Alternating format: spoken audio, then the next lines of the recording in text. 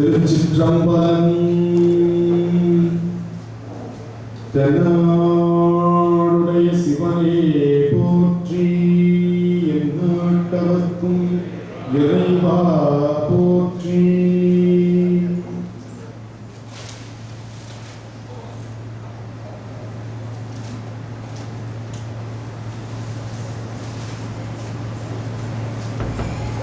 சொற்றுணை வேதியன் சோதிவானவன் பொற்றுணை தேர்ந்தடி பொருந்த கை தொழ. சொற்றுணை வேதியன் சோதிவானவன் பொற்றுணை தேர்ந்தடி பொருந்த கை தொழ. கற்றுணை பூட்டிவோர் கடலில் பாய்ச்சியும் நற்றுணையாவது நமச்சிவாயவே. கற்றுணை பூட்டிவோர் கடலில் பாய்ச்சியும் நற்றுணையாவது நமச்சிவாயவே.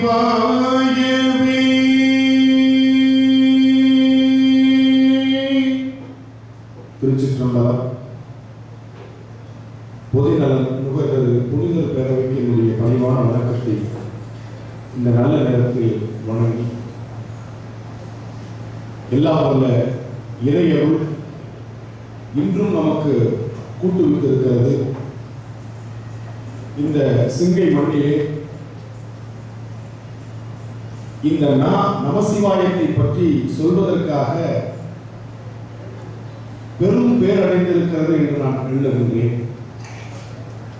அவன் அருளாலே அவன் தாழ் வணங்கி என்று நம்முடைய மணிவாசகர் குறிப்பிடுவது போலே, தொடர்ச்சியாக இந்த சிங்கப்பூர் வந்ததிலிருந்து என்னுடைய மனம் வேறு எந்த பொருளிலும் லயிக்கவில்லை, நிலைக்கவில்லை. சதா சர்வகாலமும் திருமுறையை பற்றி மட்டுமே சிந்தித்துக் கொண்டிருக்கிறேன். தமிழகத்தில் கூட இப்படி நான் இருந்ததில்லை, உண்மையை ஒப்புக்கொள்கிறேன்.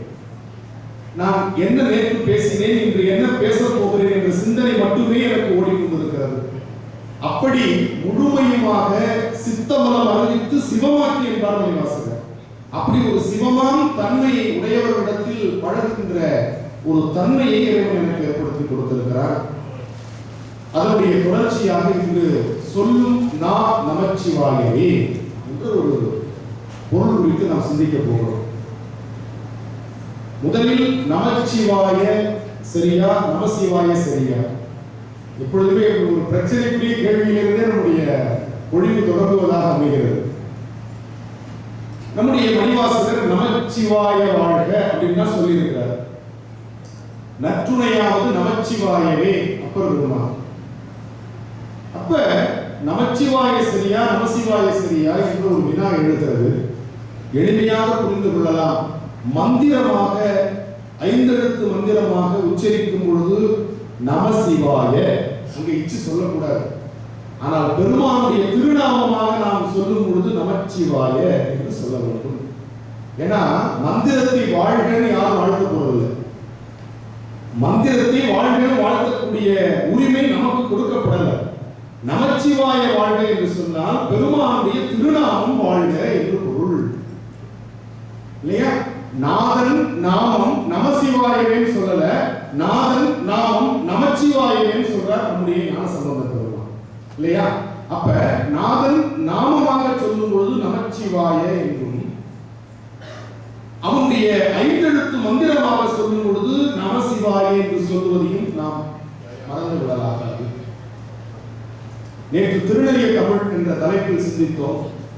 இன்று நமசிவாய நமச்சிவாய சொல்லும் நமசிவாய என்று சொன்னதனால் சைவ சித்தாந்தத்தை சொல்லாமல் இந்த தலைப்பை நாம் 1.5 மணி நேரம் பார்ப்பதற்கு நிச்சயமாக இடம் இருக்காது. தமிழருடைய அறிவு ஆராய்ச்சியியல் என்று சொல்வார்கள். சைவ சித்தாந்தத்தை தமிழருடைய அறிவு ஆராய்ச்சியியல், முடிந்த முடிவு, இதற்கு மேல ஒன்றும் சொல்ல முடியாதுங்கிற சர்க்காரியவாதம். அது என்ன சர்க்காரியவாதம்? உள்ளதை என்னைக்குமே அழிக்க முடியாது, இல்லாததை என்றுமே கொண்டு வர முடியாது. இதுதான் சர்க்காரியவாதம். ரொம்ப எளிமையா சைவ சித்தாந்தத்தை புரிஞ்சுக்கலாம். இன்னைக்கு நான் சைவ சித்தாந்தத்தை உங்களுக்கு எளிமையா எப்படி புரிய வைக்க போறேன்னா, இந்த குழந்தைகளுக்கு புரிஞ்சிருச்சுன்னா போதுங்க. இந்த குழந்தைகளுக்கு சைவ சித்தாந்தம் புரிஞ்சிருச்சுன்னா எல்லாருக்கும் புரிஞ்சது மாதிரி இல்லையா? இப்ப பதி, பசு, பாசம், இறை, தலை, உயிர் இப்படி சொல்லுவோம். பதி என்றால் இறை, இறைவன். பாசம் என்று சொன்னால் தலை கட்டி இருப்பது, பசு என்று சொன்னால் உயிர். சரி, 36 தத்துவங்கள் சொல்றோம். எல்லாமே அறிவியல் முறைப்படி நமக்கு விளக்கப்பட்டுள்ளன. தத்துவங்கள் சைவ சித்தாந்தத்தில் அறிவியல் முறைப்படி விளக்கப்படுது, சாதாரணமா கொடுக்கல. அப்ப 36 தத்துவங்களை எப்படி நாம் எளிமையாக புரிந்து கொள்வது? நம்ம உடம்புல தான் இருக்கு 36.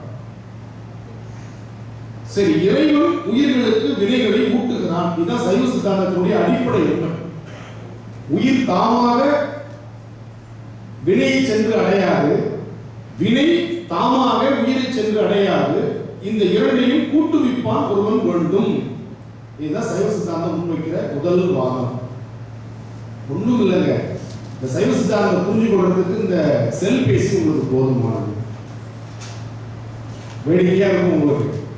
இந்த செல் பேசி இருக்கு பாருங்க, இதை வைத்துக் கொண்டுதான் இன்னைக்கு சைவ சித்தாந்தத்தை நான் உங்களுக்கு நடத்த போகிறேன். இந்த செல் பேசி என்ற உபகரணம் இருக்கு இல்லையா, இதுதான் உடல். இதற்கு உள்ள ஒன்று இருக்கு, அதற்கு பேர் சின்கார்டுன்னு பேர். அதுதான் உயிர். பதிவுகள் அனைத்தும் சின்கார்டில் இருந்தால் தான் அது நிலைத்திருக்கும். நம்முடைய பதிவுகள் அனைத்தும், வினை பதிவுகள் அனைத்தும் உயிரில் தான் பதியப்பட்டிருக்கின்றன. இந்த சின்கார்டு தனியா வச்சிருந்தோம்னா அதனால பேச முடியாது. சிம் கார்டு இல்லாம செல்போனை தனியா வச்சிருந்தோம்னா அதனாலயும் பயன் இல்லை. அப்ப இந்த சிம் கார்டுல இருக்கிற அந்த பணத்தை பேசி கழிப்பதற்கு செல்போன் என்ற ஒரு உபகரணம் தேவைப்படுவது போல உயிரினுடைய வினையை கழிப்பதற்கு உடல் என்கின்ற தனு தேவைப்படுகிறது. இப்ப இந்த தனு கரண புவன போகத்தை இறைவன் தான் கொடுக்கிறான். சரி, இப்ப சிம் கார்டுல எல்லா பதிவும் இருக்குது. அந்த சிம் கார்டுல அந்த வினை பதிவு என்பதுதான் நாம போட்டிருக்கிற காசு. எவ்வளவு டாலருக்கு இதை நம்ம ரீசார்ஜ் பண்ணியிருக்கிறோம். இப்போ $30 பண்ணியிருக்கிறோம். $30 ரீசார்ஜ் பண்ணியிருக்கோம். அதுல ஒன்று சொல்லுவோம், வேலிடிட்டி பீரியட், செல்லுபடியாகும் காலம் 1 மாதம் கொடுத்துருக்கிறாங்க. அந்த 1 மாத கால வேலிடிட்டி பீரியட் அப்படிங்கிறது தான் நம்முடைய பிறவி. இந்த பிறவிக்குள்ளாக அந்த வினையை நீ கழித்து விட வேண்டும். அந்த வேலிடிட்டி பீரியடுக்குள்ள நீங்க போட்டு $30 பேசி முடிச்சிடும். இப்ப முடிக்கல, 1 மாசத்துல பேசி முடிக்க முடியல. $20 தான் பேசிருக்கோம், இன்னும் $10 என்ன இருக்கு, அதுல பாக்கி இருக்கு. அப்ப என்ன பண்ணணும், திருப்பி நம்ம ரீசார்ஜ் பண்றோம். அதுதான் மறுபிறப்பு. இப்ப மறுபிறப்புல என்ன ஆகும் தெரியுமா, ஏற்கனவே $10 செலவழிக்காம வச்சிருக்கிறதும் புதுசா ரீசார்ஜ் பண்ணவே சேர்ந்துடும். அதுதான் சஞ்சிதம் என்கின்ற தொல்வினை. இப்ப நம்ம புது பிறப்பு எடுத்த உடனே நமக்கு எப்படி வினை வருது சொல்றோம். இந்த பிறந்த குழந்தை என்ன தப்பு பண்ணுச்சு, அது ஏன் இந்த நோயால கஷ்டப்படுதுன்னு கேட்கிறோம். இந்த பிறந்த குழந்தைக்கு ஏன் இந்த நோய் வந்து இந்த குழந்தை கஷ்டப்படணும், அதுதான் ஏற்கனவே போன பிறவியில செலவழிக்காமல் வைத்திருந்த பணம். இந்த பிறவியில அது ரீசார்ஜ் பண்ணிட்டு வந்திருக்கு. அந்த குழந்தைக்கு அந்த பிறவியில் அந்த பணத்தை செலவழிக்கணும்ன்ற கட்டாயம் இப்போ வந்துருச்சு. இப்ப தொல்வினை தெரிஞ்சு போச்சு, பிராரப்தம். இந்த பிராரப்தம் தான் நீங்க நம்ம சொல்றோம் பிராப்தம். பிராரப்தம் என்று சொல்லுகின்ற நிகழ்வினை. இப்ப நிகழ்வினை எதற்காக நமக்கு தரப்பட்டிருக்கிறது, தொல்வினையை கழிப்பதற்காக. இதை செய்யும் பொழுது நம்ம என்ன பண்றோம், ஏற்கனவே $10 இருக்கு, இப்போ ஒரு $30 பண்ணிருக்கோம். இந்த மாசமும் நம்ம முடிக்க முடியல, ஆகாமியமாக சிலது வந்துடும். அதுதான் ஆகாமிய வினை என்று சொல்லக்கூடிய வலுவினை. சரி, இப்ப செல்போன் நம்மள்ட்ட இருக்குது, சிம் கார்டு இருக்குது. இது ரெண்டும் இருந்தா நமக்கு வந்து பேச முடியுமா? சிக்னல் இருக்கணும். அதுதான் இறை ஆற்றல். இந்த இறையாற்றல் என்கின்ற சிக்னல் கிடைத்தால்தான் வினையை இந்த உயிர் கழிக்க முடியும். இந்த சிம் கார்டு வச்சுட்டு நீங்க பேச முடியும். அந்த சிக்னலை தர செல்போன் டவர் இருக்கு பாத்தீங்களா, அதுதான் திருக்கோவில்கள். அந்த திருக்கோவில் வழிபாடு என்பது இதுதான் நமக்கு தொடங்கி சிக்னல் கிடைக்குது பெருமானுக்கும் நமக்கும் இடையில. அந்த சிக்னல் இருந்துகிட்டே இருக்கணும். நீங்க திருக்கோவில் வழிபாடு என்ற சிக்னல் கிடைச்சிட்டே இருந்தா தான் நீங்க வினையை கழிக்க முடியும். அதே மாதிரி வினையை இறைவன் ஊட்டுகிறான்னு சொல்றோம் இல்லையா, அது நமக்கு வர எஸ்எம்எஸ். அது நமக்கு வர எஸ்எம்எஸ். உங்க நம்பருக்கு ஒரு எஸ்எம்எஸ் அனுப்பிச்சுட்டாங்கன்னா, நான் செல்ல ஆஃப் பண்ணி போட்டிருந்தாலும் அந்த எஸ்எம்எஸ் சுத்திக்கிட்டே தான் இருக்கும். எப்ப ஆன் பண்றீங்களோ அதை வந்து அடைந்து விடும். அது போல பிறவி நீ எடுத்தவுடன் உன்னுடைய சஞ்சித வினை வந்து உன்னை அடைந்து விடும். ஊட்டப்பட்ட வினையிலிருந்து யாரும் விடுக்க முடியாது. அப்ப பெருமான் நமக்கு வினையை ஊட்டி விட்டான் என்று சொன்னால், அந்த வினை எங்கிருந்தாலும் அந்த உயிரை வந்து பற்றிவிடும். இவ்வளவுதான் சைவ சித்தாந்தம். சைவ சித்தாந்தம் சொல்லுகின்ற உண்மை நம்முடைய செல்பேசியிலே இருக்கிறது. முக்தியில் கூட ஆணவம் உண்டு. கர்ம மலங்கள் தீர்ந்துவிடும், மாயை நீங்கிவிடும். ஆனால் முக்தியில் கூட என்ன இருக்கும்? ஆணவம் இருக்கும். எப்படி இருக்குன்னா, அந்த முக்தியில் ஆணவம் அடங்கி இருக்கும்னு சைவ சித்தாந்தம் சொல்லுது. இதெல்லாம் நான் எதுக்கு சொல்றேன்றது தலைப்பு ஓட்டி பின்னாடி நான் அதை விளக்க சொல்லக்கூடாது. இப்ப எடுத்துக்காட்டா பாத்தீங்கன்னா, நம்ம சாப்பிடுற சாப்பாடு இருக்கு பாருங்க, அது சைவ சித்தாந்தம். இலை இருக்கு பார்த்தீங்களா, இலைதான் புவனம். சாப்பாடு சாப்பிடுற இலை இருக்கு இல்லையா, அதான் புவனம். சோறு போடுறாங்க இல்லையா, அந்த சோறு அதுதான் உயிர். சோறு தான் உயிர். அதுல ஊத்துறாங்க பாருங்க, ஒவ்வொன்றா கலக்குது பாருங்க. முதல்ல என்ன கலக்குதுன்னா ஆணவம் கலக்கும். இந்த சாம்பார் தான் முதல்ல போடுவாங்க, அதுதான் முதல்ல கலக்குது, மூல கண்மம். ஏன்னா சாம்பார் ஏன் ஆணவம்னு சொன்னா, அதுல காய்கறி இருக்கு. இந்த காய்கறிக்கு தான்னு ஒரு பேர் சொல்லுவாங்க. கேள்விப்பட்டிருக்கீங்களா? இன்னைக்கு என்ன தான் பண்ணியிருக்கேன்னு கேட்பாங்க. தான் அப்படின்னு சொல்லுவாங்க. தான் இருப்பதால் அந்த சாம்பார் ஆணவம். ஃபர்ஸ்ட் உயிரோட எது சேருது? ஆணவம் சேருது. அடுத்து பாருங்க, ஆணவத்தின் காரணமாக உயிர் வினையை செய்கிறது. ஆணவத்தின் காரணமாக உயிர் வினையை செய்கிறது. அடுத்து ரசம். ரசம் போடுவாங்க நம்முடைய தமிழர்களுடைய உணவுல. அந்த ரசத்துல பாருங்க, நல்வினை இருக்கும், தீவினை இருக்கும். மிளகு சீரகன்ற நல்வினை இருக்கும், புளி உப்பு மிளகாங்கிற தீவினை இருக்கும். அதனால இருவினை நமக்கு ரசம் சேருது. அடுத்தது சரிங்களா? இதெல்லாம் கழிச்சாச்சு. இப்ப அடுத்து தனு கரணம். இதில் கரணங்கள்லாம் நம்ம ஓகே, தொட்டுக்கெல்லாம் அப்படி வச்சுக்கலாம். நம்முடைய பஞ்சபூதங்கள் மாதிரி நம்ம பஞ்ச இந்திரியங்கள்லாம் அந்த ஊறுகாய், தொட்டுக்க, பொரியல், கூட்டு எல்லாம் வச்சுக்கலாம். அடுத்து போகம் இருக்கு பாருங்க, அதுதான் ரசத்துக்கும் தயிருக்கும் இடையில சாப்பிடுவாங்க. நல்லா சாப்பிட தெரிந்தவங்க ரசத்தை முடிச்சுட்டு மோருக்கு போறதுக்கு முன்னாடி பாயாசத்தை சாப்பிடுவாங்க. அதுதான் போகம். இறைவன் தரா இல்லையா, தனு கரண புவன போகத்தை தருகிறான். அந்த இன்பம் முடிஞ்ச உடனே அந்த உயிரோடு சேர்வது வெள்ளை நிறமான தயிர் என்கின்ற முக்தி. இந்த முக்தி நிலையில கொஞ்சோண்டு தொட்டுக்க சாம்பார் வாங்குவோம். அதுதான் முக்தி நிலையில ஆணவம் அடைஞ்சிருக்கும்.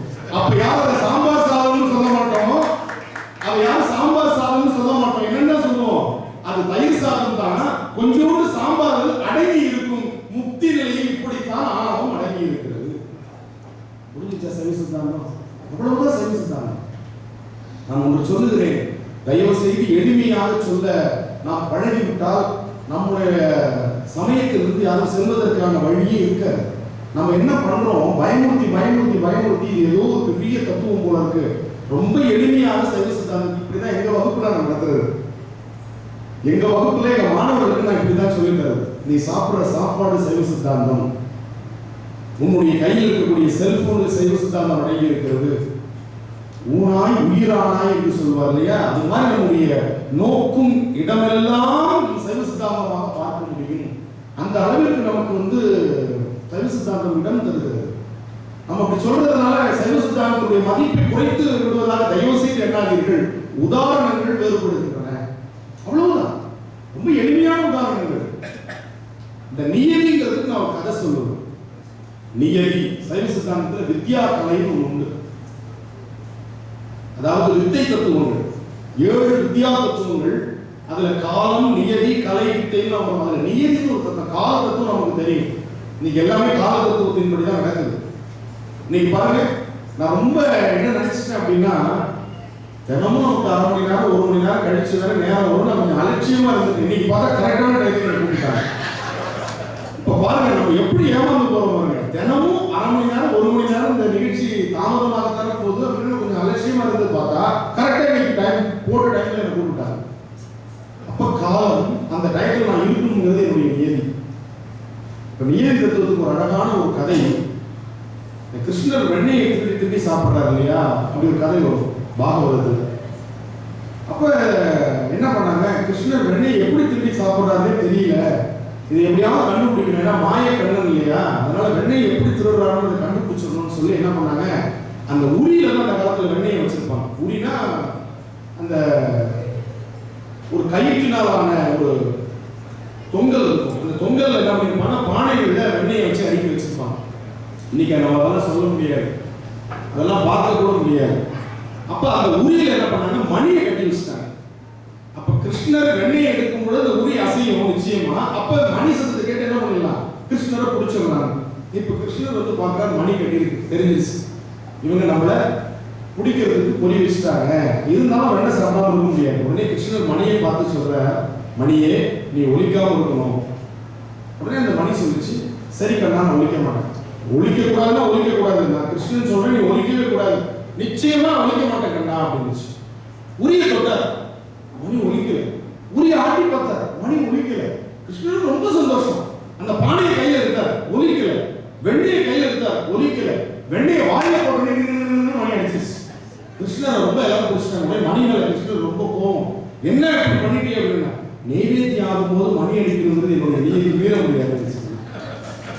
நெய்வேத்தியம் காட்டும் பொழுது மணி ஒலிக்க வேண்டும் என்பது என்னுடைய நியதி.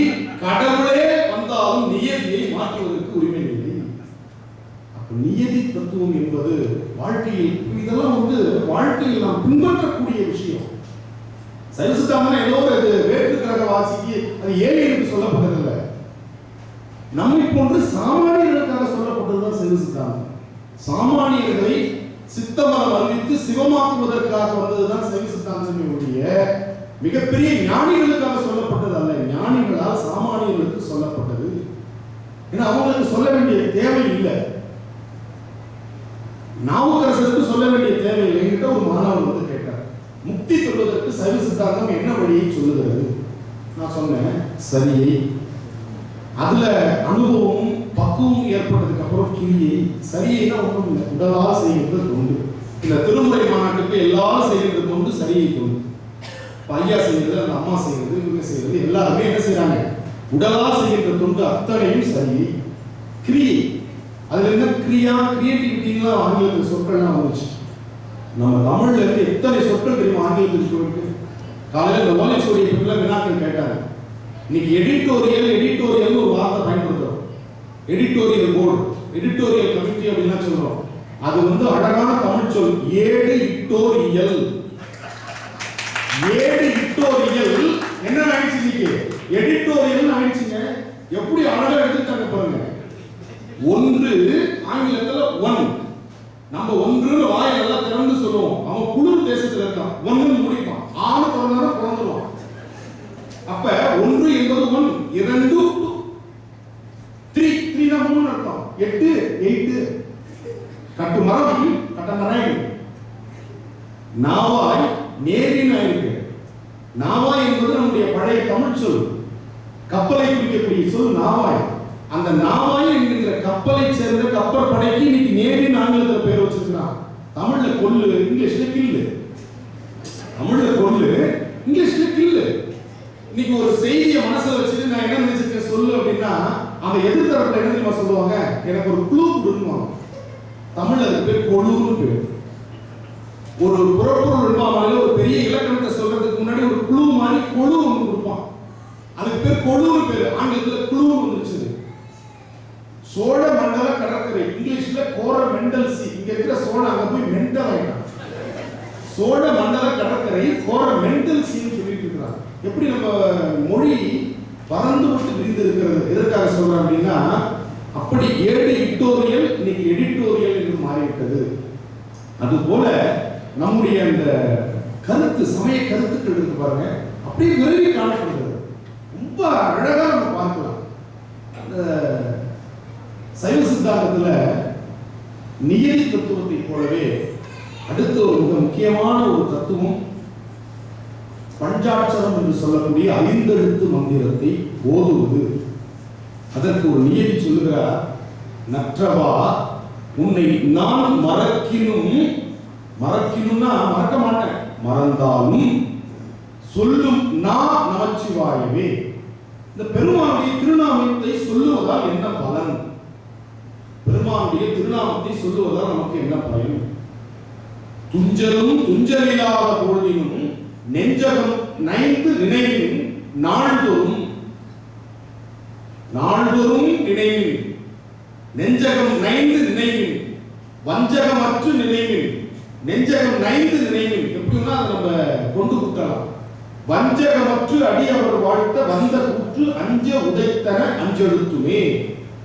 யமபயத்தை போக்கக்கூடியது நம்முடைய பஞ்சாட்சர மந்திரம். முதல் கருத்து மனசை வச்சுக்கோங்க, யமபயத்தை போக்கக்கூடியது. அடுத்து சொல்றார், வினையை போக்கக்கூடியது பஞ்சாட்சரம். சந்திரன் சடையில் வைத்த சங்கரன் சாமவேதி அந்தரத்து அமரர் பெருமான் ஆண் நல் வெள்ளூதியான் தன் மந்திரம் நமச்சிவாய ஆக நீரணிய பெற்றால் வெந்து அரும் வினையும் நோயும் வெப்பழல் விறகிட்டன்றே. ஒரு தீயில் விறகு எப்படி பொசுங்கி சாம்பலாக போகுமோ அதுபோல நமசிவாய மந்திரத்தை சொன்னால் உங்களுடைய வினை நோய் போகும். இதான் நமசிவாய மந்திரம். ஆண்டாள் சொல்லுகிறார், திருப்பாவையில் சொல்லுகிறார், வாயினால் பாடி மனத்தினால் சிந்திக்க போய பிழையும் புகுதருவான் நின்றனவும் தீயினில் தூசாவும் செப்பேரோர் என்பாவாய்.